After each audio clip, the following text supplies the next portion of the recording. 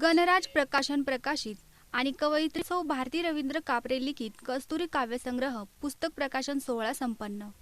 सांस्कृतिक लोकशाही निर्माण होणे गरजेचे, डॉक्टर श्रीपाल सबनीस यांचे प्रतिपादन. साहित्य हा समाजमनाचा आरसा असून साहित्याच्या माध्यमातून अनेक सामाजिक घटकांचा चित्र अचूकपणे करण्याचं काम केलं जातं.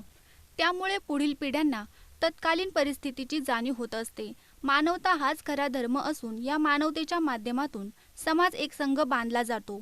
महापुरुषांना धर्म नसतो, त्यांची वजाबाकी करता येत नाही. महापुरुषांमध्ये जातीची खुंटी मारू नका. सांस्कृतिक लोकशाही निर्माण होण्यासाठी साहित्य फार महत्त्वाची भूमिका बजावते, असे प्रतिपादन कवयित्री भारती कापरे यांच्या ग्रंथप्रकाशन सोहळ्याप्रसंगी अखिल भारतीय मराठी साहित्य संमेलनाचे अध्यक्ष डॉक्टर श्रीपाल सबनीस यांनी केले. गणराज प्रकाशन अहमदनगर या प्रकाशन संस्थेने प्रकाशित केलेल्या कवयित्री सौ भारती रवींद्र कापरे यांच्या कस्तुरी या काव्यसंग्रहाचा प्रकाशन सोहळा नुकताच आशीर्वाद लॉन्स येथे संपन्न झाला. तसेच श्री विठ्ठलराव यादवराव धाडगे यांचाही अमृत महोत्सव समारंभ यावेळी संपन्न करण्यात आला. या कार्यक्रमाच्या अध्यक्षस्थानी महाराष्ट्र राज्याचे शिक्षण संचालक दिनकर टेमकर हे होते. यावेळी ग्रंथप्रकाशन सोहळा आणि अमृत महोत्सव समारंभ अखिल भारतीय मराठी साहित्य संमेलनाचे अध्यक्ष डॉक्टर श्रीपाल सबनीस यांच्या शुभ हस्ते संपन्न झाला.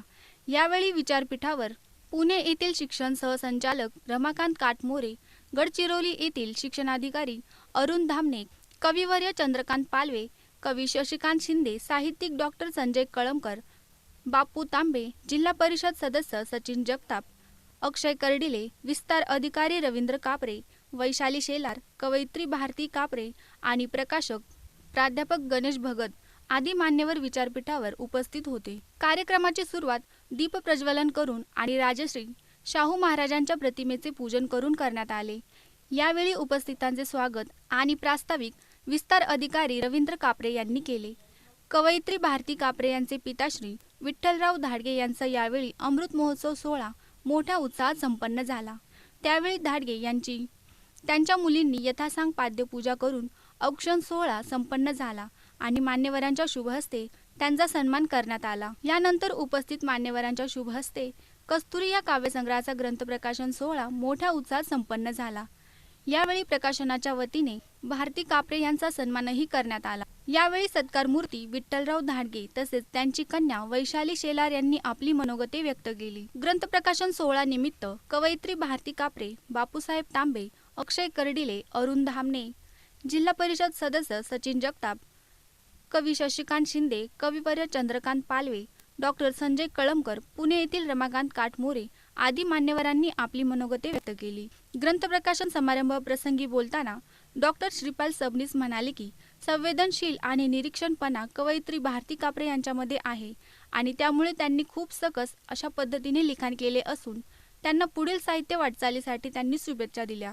कवयित्रीच्या या काव्यसंग्रहातून प्रत्येक कवितेतून सुंदर अशा भावना त्यांनी व्यक्त केल्या आहेत आणि सर्व घटकांचा आविष्कार त्यांच्या काव्यसंग्रहातून दिसून येतो. प्रत्येक कविता वाचताना चित्र आणि चरित्र डोळ्यासमोर उभे राहते. प्रत्येक कविता ही द्विअर्थी असली तरी त्यामध्ये एक प्रेरणा आणि एक ऊर्जा आहे, अशा प्रकारच्या भावना त्यांनी त्यावेळी व्यक्त केल्या आणि गणराज प्रकाशनाचेही कौतुक केले. अध्यक्षीय मनोगत व्यक्त करताना शिक्षण संचालक दिनकर टेमकर म्हणाले की साहित्य हा मानवी जीवनाचा एक अविभाज्य भाग आहे. या साहित्यातूनच मानवी समाज विशिष्ट दिशा घेत असतो.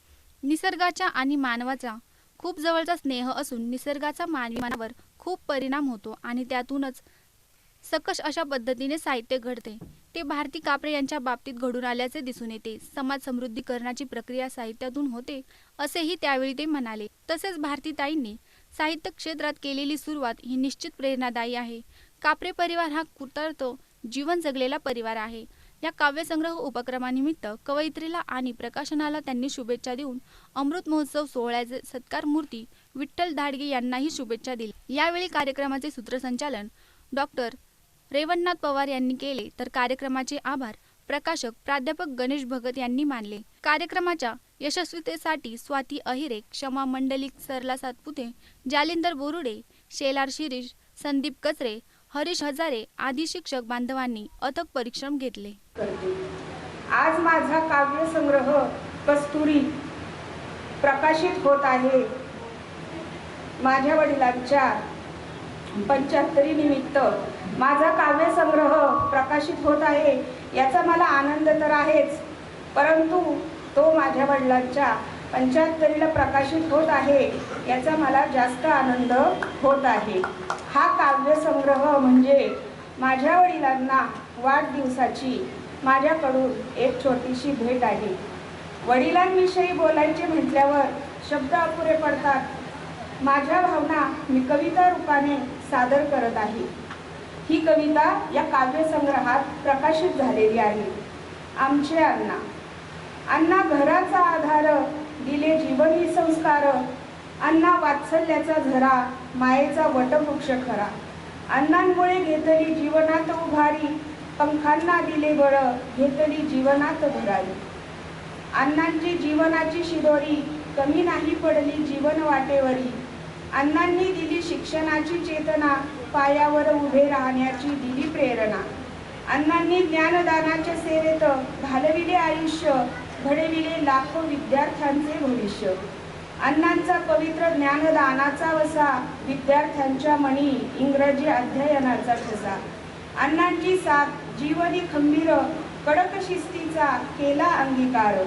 अण्णांचे साधे जीवन, उच्च विचार, कार्य निमुटपणे केले, नाही केला प्रचार. अण्णांनी लेकीच्या सुखांसाठी घेतले परिश्रम, नाही थांबले कधी, केला नाही विश्राम. मातृप्रेम बंधुप्रेम नित्य मनी वसे, माया ममता प्रेम जिव्हाळा अंतरंगी ठसे. तुळशी माळ गळा टाळ हाती घेऊन, अभंग गाती नाम घेती तल्लीन होऊन. अण्णांच्या आशीर्वादाचे छत्र डोईवर राहो, वाढदिवशी मागणे ईश्वरास, अण्णा शतायुषी हो, अण्णा शतायुषी हो. 2020 सालापर्यंत काहीही संबंध नव्हता.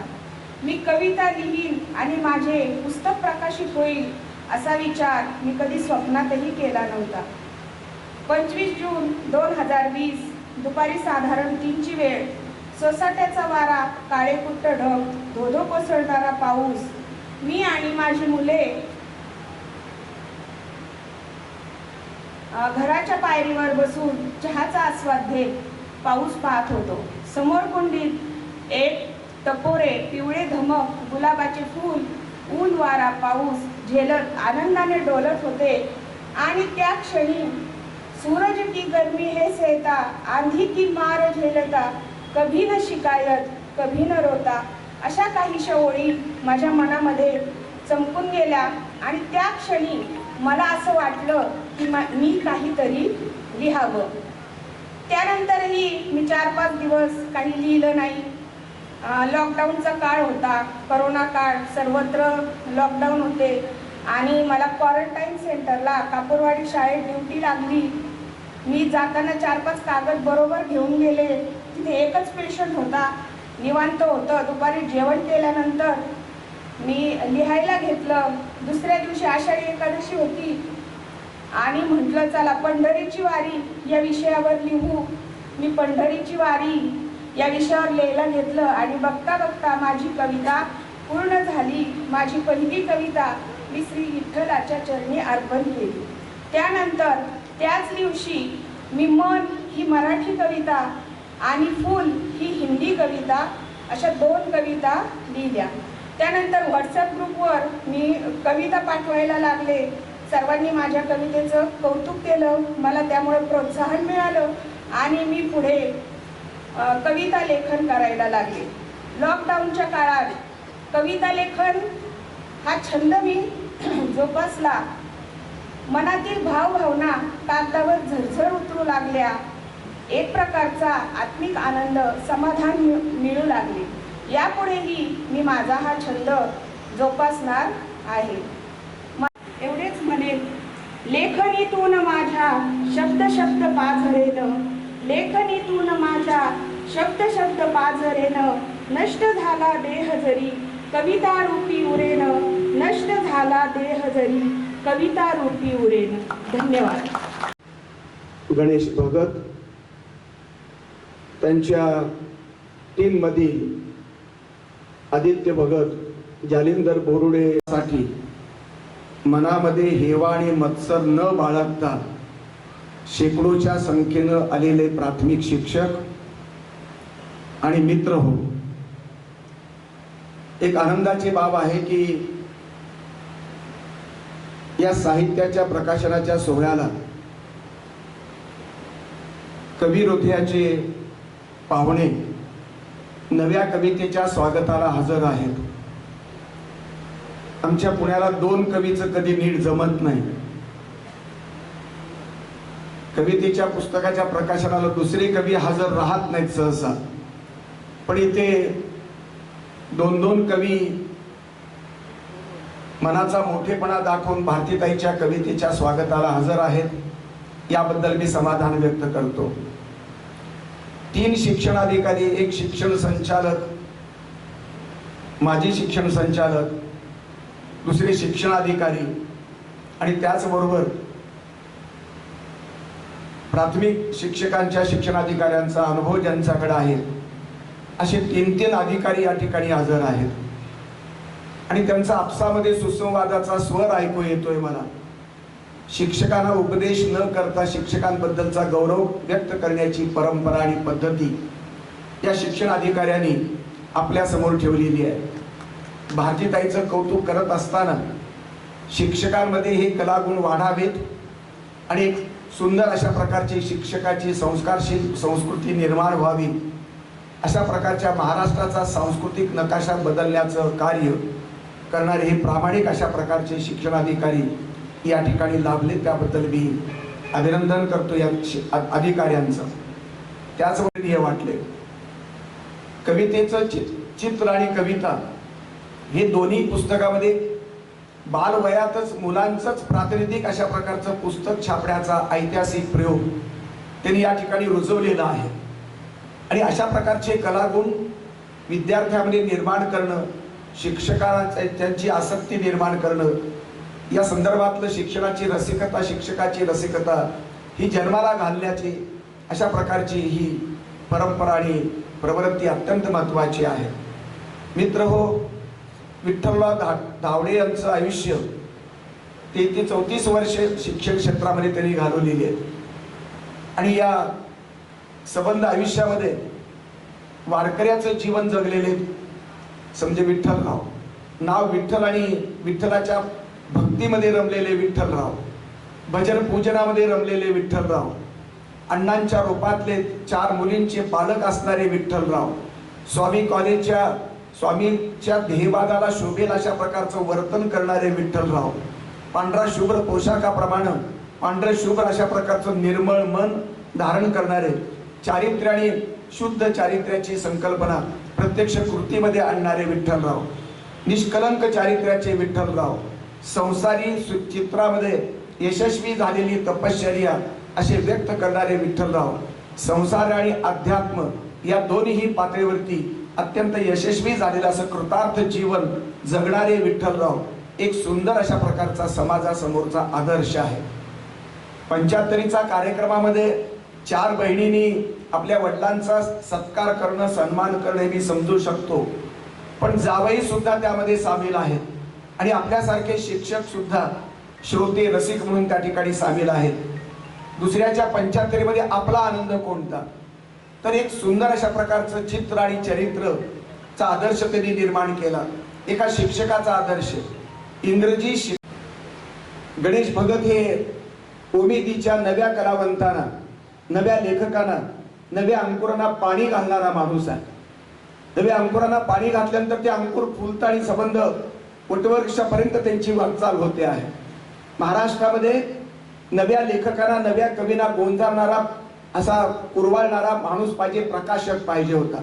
पुण्याचे प्रकाशक बेरकी आहेत, बदमाश आहेत आणि काही प्रमाणात कमर्शियल आहेत बऱ्यापैकी, पण याच्यापैकी एकही दुर्गुण गणेशमध्ये मला दिसला नाही, निदान आजपर्यंत तरी. गणेश भगतच्या प्रयत्नामध्ये सेवेचा गुणधर्म आहे. तो पैसा घेत असेल नाही असं नाही, पण मूळ शोषण करण्याची प्रवृत्ती त्याची नाही. अनेक कवितेचे संमेलन घेणारा गणेश, अनेक प्रकारचे शिबिर कार्यशाळा घेणारा गणेश, 183 पुस्तकाच्या प्रकाशनापर्यंत जातो. हा अत्यंत गौरवाचा मुद्दा आहे.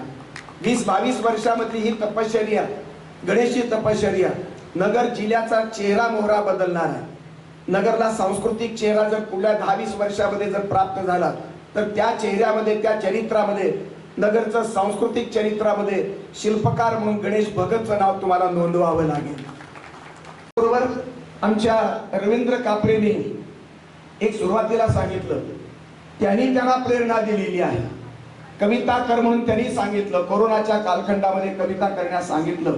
मी तुझं पुस्तक छापतो, हा मीपणा त्यांना पुरुषी अहंकारातला आहे. जे आर्थिक सूत्र अजून त्यांच्याकडेच आहेत असा स्पष्ट उल्लेख कबुली त्यांनी दिलेली आहे. जे भारतीताईचा पगार सुद्धा त्यांच्याच खात्यावर जमा होतो याची ती साक्ष आहे. पण दुसरी एक साक्ष आहे, आत्मविश्वास देणं, स्वतःच्या पत्नीला समजून घेऊन गुणाचं कौतुक करणं. मला कविता काही कळत नाही, कविता करता येत नाही, मला पद्यातलं कळत नाही, मला गद्यातलं वाचन जमतं आणि त्या वाचनाच्या पुण्यावरती कविता लिहिण्याचं सामर्थ्य तुझ्यामध्ये आहे. तू कविता लिही आणि मी मात्र अशा प्रकारचा प्रकाशन सोहळा करतो. हे हसत मुखानं सांगणारा नवरा, महाराष्ट्रातला पहिला नवरोबा म्हणून त्यांचं अभिनंदन करणं मला आवश्यक वाटतं. मनावरती अशा प्रकारचा सुयोग्य अशा प्रकारचा संस्कार त्यांनी मांडलेला आहे. सुमनासम सुगंध, सूर्यासम तेज, मराठी माय बोलीला प्राप्त व्हावं अशा प्रकारची संकल्पना आमच्या भारतीताईची आहे.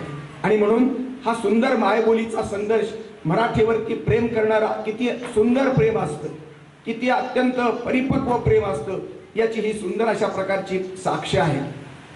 भारतीताई वारकरी संप्रदायाच्या वडिलांच्या पोटी जन्म झाल्यामुळं महाबली हनुमान, अधिमाया शक्ती, कृष्णाच्या संदर्भातली कविता, गणेशाचं वंदन, हे संबंध देवपूजेचे आणि भक्ती भावनेचे अत्यंत अस्सल आविष्कार त्यांच्या कवितेमध्ये आलेलंच आहेत.